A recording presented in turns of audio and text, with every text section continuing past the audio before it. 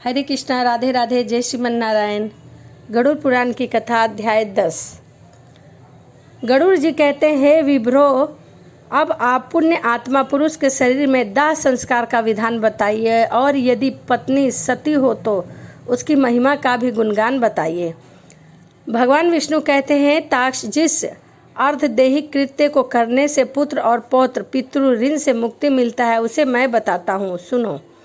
बहुत से दान देने से क्या लाभ? माता पिता की अत्यधिक क्रिया भली भांति करे, उससे पुत्र को अग्नि ओष्टम यान के समान फल प्राप्त होता है। माता पिता की मृत्यु होने पर पुत्र को शोक का परित्याग करके सभी पापों से मुक्त प्राप्त करने के लिए समस्त बांधों के साथ मुंडन कराना चाहिए। माता पिता के मरने पर जिसने मुंडन नहीं कराया, वह संसार सागर को तारने वाला पुत्र कैसे समझा जाए? अतः नख और कांख को छोड़कर मुंडन कराना आवश्यक है। इसके बाद समस्त बांधों सहित स्नान करके धोती वस्त्र धारण करे तथा तुरंत जल ले आकर जल से शव को स्नान कराए और चंदन अथवा गंगा जी की मिट्टी के लेप के साथ मालाओं से उसे विभूतित करे। इसके बाद नवीन वस्त्र से ढककर अपसभ्य होकर नाम गोत्र का उच्चारण करके संकल्प पूर्वक दक्षिणा सहित पिंड दान देना चाहिए। मृत्यु के स्थान पर शव नामक पिंड को मृत व्यक्ति के नाम गोत्र प्रदान कर। इसके पश्चात देश पर पांथे नामक पिंड मृतक के नाम गोत्र का उच्चारण करके प्रदान करे। ऐसा करने से भूतादि कोटि में दुर्गम ग्रस्त प्रेत मृत प्राणी की सद्गति में बाधा नहीं होती। इसके बाद पुत्र वधु आदि शव की प्रदक्षिणा करके उसकी पूजा करे। तब अन्य बांधवों के साथ पुत्र को शव यात्रा से नियमित कंधा देना चाहिए। अपने पिता को कंधे पर धारण करके जो पुत्र शमशान को जाता है,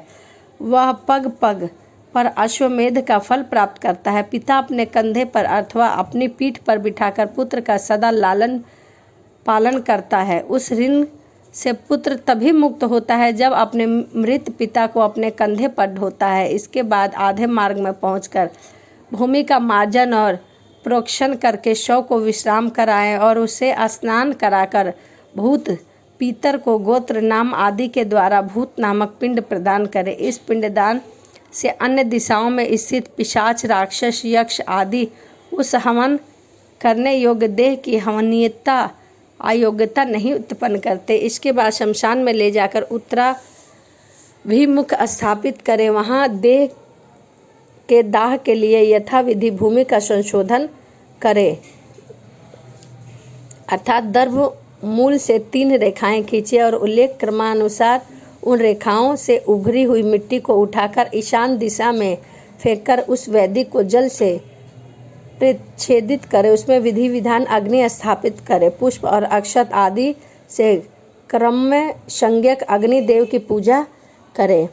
मृतक का मांस भक्षण करने वाली अग्नि की इस प्रकार प्रार्थना करे, तुम प्राणी को धारण करने वाले, उनको उत्तम करने वाले तथा प्राणियों का पालन करने वाले हो। यह संसारिक मनुष्य मर चुका है, तुम इसे स्वर्ग ले जाओ। इस प्रकार क्रवाद अग्नि की प्रार्थना करके वही चंदन, तुलसी, पलाश और पीपल की लकड़ियों से चिता का निर्माण करे। हे खगेश्वर, उस शव को चिता पर रखकर उसे 2 पिंड प्रदान करे। प्रेत के नाम से एक पिंड चिता पर और दूसरा शव के हाथ में देना चाहिए। चिता में रखने के बाद शव में प्रेत आत्मा प्रेत कल्प को जानने वाले कपिवत ध्वज चिंता पर दिए जाने वाले पिंड को साधक नाम से संबोधित करते हैं। अतः चिता पर साधक नाम से तथा शव के हाथ मर प्रेत नाम से पिंडदान करे। इस प्रकार 5 पिंड प्रदान करे। हे शव आहुति योग्यता संपन्न होती है, उसकी आहुति योग्यता उपघातक होते हैं। प्रेत के लिए 5 पिंड देकर हवन किए हुए अग्नि के तिनके पर रखकर, यदि 5 नक्षत्र पंचक कहलाते हैं और इन पंचकों के स्वामी ग्रह वसु, वरुण, अचरन अथवा अजौकपात, अहिबुर्ध्यन और पूषा है, ये तो पुत्र अग्नि प्रदान करे। पंचक में जिसका मरण होता है उस मनुष्य की सद्गति प्राप्त होती है। पंचक शांति किए बिना उसका दाह संस्कार नहीं करना चाहिए। अतः अन्य की मृत्यु हो जाती है। घनिष्ठ नक्षत्र के उत्तरार्ध में रेवती तक 5 नक्षत्र पंचक संज्ञक है। इसमें मृत व्यक्ति दाह के योग्य नहीं होता और उसका दाह करने से परिणाम शुभ होता है। पंचक मरण युक्त सभी दोषों की शांति के लिए उस दाह विधि को कहूँगा। हे ताक्षकुश से निर्मात 4 पुतलों को नक्षत्र मंत्रों से अभिमंत्रित करके शव के समीप में स्थापित करें। तब उन पुतलों के प्रति सब स्वर्ण रेखा चाहिए और फिर नक्षत्रों के नाम मंत्रों से होम कराना चाहिए। पुनः प्रेता जायता नर इंद्रियों और शर्म यच्छुत ऋग्वेद यजुर्वेद मंत्र से उन नक्षत्र मंत्रों को उच्चारण और होम करना चाहिए। इसके बाद उन पुतलों के साथ शव का दाह संस्कार कर देना चाहिए। सब पिंड श्रद्धा के दिन पुत्र यथाविधि पंचक शांति और अनुष्ठान करें। पंचक दोष की शांति के लिए क्रमश तिल पूर्ण पात्र, सोना, चांदी, रतन और धृत पूर्ण काश्य पात्र का दान करना चाहिए। इस प्रकार पंचक शांति विधान करके जो शव दाह करता है उसे पंचक और विद्य बाधा नहीं होती और प्रेत की भी सद्गति होती है। इस प्रकार पंचक में मृत व्यक्ति का दाह करना चाहिए और पंचक के बिना मरने पर केवल शव का दाह करना चाहिए। यदि मृत व्यक्ति की पत्नी सती हो जाती है तो उसके दाह के साथ ही शव का दाह कर देना चाहिए। अपने पति के प्रिय में संलग्न पतिव्रता नारी यदि उसके साथ परलोक गमन करना चाहे तो सती के नाम पर कोई जबरदस्ती नहीं होनी चाहिए। तो पति की मृत्यु होने पर स्नान करे और अपने शरीर को कुमकुम, अंजन, सुंदर वस्त्र आभूषण से अलंकृत करे। ब्राह्मण और बंधु बांधवों को दान दे। गुरुजनों को प्रणाम करके घर के बाहर निकले। इसके बाद देवालय जाकर भक्तिपूर्वक भगवान विष्णु को प्रणाम करें। वहाँ अपने आभूषण को समर्पित करके वहाँ से श्रीफल लेकर लज्जा और मुंह का परित्याग करके शमशान भूमि में जाए तथा वहाँ सूर्य को नमस्कार करके चिता की प्रक्रिया करके पुष्प शैया रूपी चिता पर चढ़े और अपने पति को गोद में लिटाकर तदंतर सखियों को श्रीफल देकर दाह के लिए आज्ञा प्रदान करे और शरीर दाह को गंगा जल में स्नान के समान मानकर अपना शरीर को जलाने की अनुमति दे। गर्भिणी स्त्री को अपने पति के साथ अपना दाह संस्कार नहीं कराना चाहिए। प्रसव करके और उत्पन्न बालक का पोषण करने के अनंतर उसे सती होना चाहिए। यदि स्त्री अपने मृत पति के शरीर को लेकर अपने शरीर का दाह करती है तो अग्नि उसके शरीर मात्र को जलाती है, उसकी आत्मा को कोई पीड़ा नहीं होती। धोखे जाते हुए स्वार्थिक धातुओं का मल जैसे अग्नि में जल जाता है, उसी प्रकार पति के साथ जलने वाली नारी अमृत के समान अग्नि में अपने पापों को जला देती है। जिस प्रकार सत्य परायण धर्मात्मा पुरुष शपथ के समय तपे हुए लोह पिंड दान को लेने पर भी जलता है, उसी प्रकार चिता पर पति के शरीर के साथ संयुक्त वह नारी भी कभी नहीं जलती, अर्थात उसे दाह प्रयुक्त कष्ट नहीं होता। पति की मृत्यु होने पर जब वह स्त्री उसके शरीर के साथ अपने शरीर को नहीं जलाती तब तक वह किसी प्रकार की स्त्री शरीर प्राप्त करने से मुक्त हो जाती है। अपने पति की सदा सेवा करनी चाहिए और मरने पर उसका अनुगमन करना चाहिए। पति के मरने पर जो स्त्री अग्नि में आरोहण करती है वह महर्षि वशिष्ठ की पत्नी अरुंधति के समान होकर स्वर्गलोक में सम्मानित होती है। वहाँ वह पति परायण नारी अप्सराओं के द्वारा स्तुतिमय होकर 14 इंद्रियों में राज्य काल प्राप्त अर्थात 1 कल्प तक अपने पति के साथ स्वर्गलोक में अनुगमन करते हैं। मनुष्य के शरीर में 3.5 करोड़ रोमकूप है।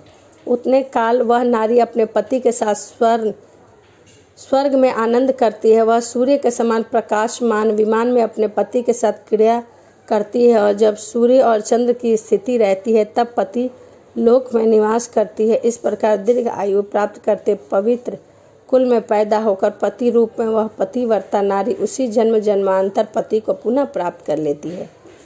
दाह के उपरांत स्त्री को स्नान कराना चाहिए, पुत्रों को स्नान कराना चाहिए। मृत प्राणी के गोत्र नाम का उच्चारण करके तिल अंजलि देनी चाहिए। फिर नीम के पत्तों को चबाकर मृतक के गुणों का गुणगान करना चाहिए। आगे स्त्री को और पीछे पुरुष को घर के बाहर जाना चाहिए और घर में पुनः स्नान करके गौग्रास देना चाहिए।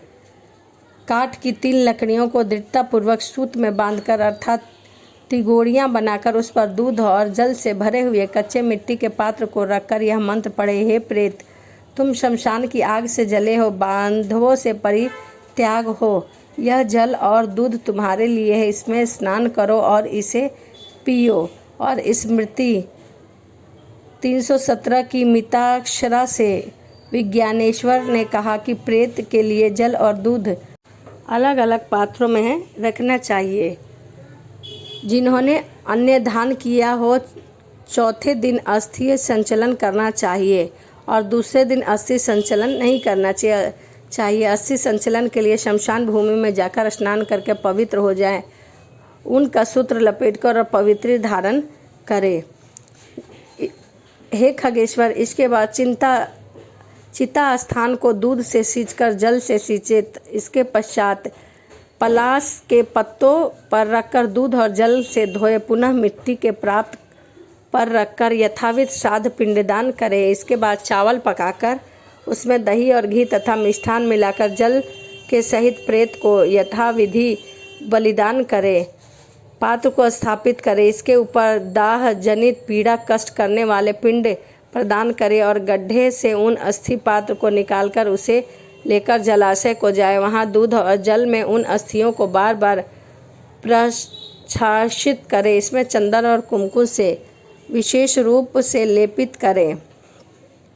जिस मृत प्राणी की स्थिति 10 दिन के अंतर्गत गंगा में विसर्जित हो जाए, उसका ब्रह्मलोक से कभी भी पुनः गमन नहीं होता। गंगा जल से मनुष्य की अस्थि तब तक रहती है, उतने 1000 वर्ष तक वह स्वर्गलोक में विराजमान रहता है। गंगा जल की लहरों को छूकर हवा जब मृतक का स्पर्श करती है, उस मृतक के पाताल ताक्ष ही नष्ट हो जाते हैं। महाराज भागीरथ उग्र तप से गंगा देवी की आराधना करते हैं। जो मनुष्य अपनी पूर्व अवस्था में पाप करके मर जाते हैं, उनकी अस्थियों को गंगा में छोड़ने पर वे स्वर्ग को चले जाते हैं, गंगा जी में, जिससे वह दिव्य विमान पर चढ़कर देवलोक को चले जाते हैं। इसीलिए सत्पुरुष को स्वयं ही अपने माता पिता की अस्थियों को गंगा जी में ही विसर्जित करना चाहिए। यदि गर्भ की पूर्णता हो जाए तो नारी की मृत्यु हो गई हो तो उसके पेट को चीरकर बालक को निकाल लेना चाहिए। यदि वह भी मर गया हो तो उसे भूमि में गाड़कर केवल मृत स्त्री का ही दाह संस्कार गंगा के किनारे करना चाहिए। मरे हुए बालक को गंगा जी में प्रवाहित नहीं करना चाहिए और उस स्थान पर मरे हुए 27 महीने तक के बालक को भूमि में गाड़ दे। इसके बाद भी अवस्था वाले बालक का दाह संस्कार करे। गर्भ में नष्ट होने पर उसकी कोई क्रिया नहीं होती। शिशु के मरने पर उसके लिए दुग्ध दान करना चाहिए। बालक जलपूर्ण घट का दान करना चाहिए और खीर का भोजन कराना चाहिए। कुमार के मरने पर कुमार बालकों को भोजन कराना चाहिए। 5 वर्ष की अवस्था से अधिक वाले बालक को मृत्यु होने पर वह चाहे उपनीत हो अथवा अनुपनीत, पायस और गुड़ के 10 पिंड क्रमश प्रदान करने चाहिए। पिता के जीवित रहने पर बालक मृत को सप्पी पंडप श्राद्ध नहीं होता, वह 12वें दिन उसका केवल एकोष्ठी श्राद्ध होता है। स्त्री और शूद्रों के लिए विवाह की व्रत बंधन स्थानीय संस्कार कहे गए हैं, अर्थात उप नियम के पूर्व मरने वाले सभी वर्ण मृतक के इसके लिए अवश्य के अनुकूल समान क्रिया कही गई है। ज्ञान जन जो अपने स्वरूप का अनुभव कर लेने के कारण सदा मुक्त हो जाते हैं, इसीलिए उनके उद्देश्य से पिंडदान करना चाहिए। हे ताक्ष, हंस, परमहंस, कुटीचक और बहुदल, इन चारों प्रकार के सन्यासियों की मृत्यु होने पर उन्हें पृथ्वी में गाड़ देना चाहिए। गंगा आदि नदियों के उपलक्ष्य न रहने पर भी पृथ्वी में गाड़ने की विधि है। यदि वहाँ कोई महानदी हो तो उन्हीं में उन्हें जल समाधि दे देनी चाहिए। इस प्रकार गरुड़ पुराण के अंतर्गत सरोद्वार में दाह अस्थि संचल कर्म निरूपण नामक 10वां अध्याय यहीं समाप्त होता है।